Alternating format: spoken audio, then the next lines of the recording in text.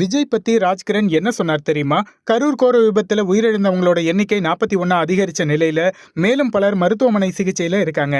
இதனால பலி எண்ணிக்கை அதிகரிக்கும்னு சொல்லப்படுது. உயிரிழந்தவங்க குடும்பத்துக்கு தலா 10 லட்சம் ரூபாய் தமிழக அரசு நிவாரணம் அறிவிச்ச நிலையில 20 லட்சம் ரூபாய் நிவாரணம் அறிவிச்சிருக்காரு தவேக தலைவர் விஜய். மேலும் விஜய அரெஸ்ட் பண்ணணும்னு நடிகை ஓவியாவும் பாடகி சுசித்ராவும் பதிவிட்டு வர்றாங்க. கரூர் சம்பவத்துக்கு பலரும் பலவிதமான காரணங்கள் சொல்லப்பட்டு வர நிலையில நடிகர் ராஜ்கிரண் வெளியிட்டுள்ள பதிவுல கரூர் கொடுந்துயரம் மிக பெரும் மன அழுத்தத்தையும் பரிதவிப்பையும் ஏற்படுத்தி இருக்கு. என்னதான் ஆறுதல் படுத்த பார்த்தாலும் மனசு தவிக்கிறத என்னால நிறுத்த முடியல. எனக்கே இந்த நிலைமைன்னா 40 உயிர்களை துள்ள துடிக்க சாக கொடுத்த அந்த குடும்பங்களோட நிலைமை என்ன மாதிரி இருக்கும்? இறைவா, அந்த குடும்பங்களை ஆறுதல் படுத்து.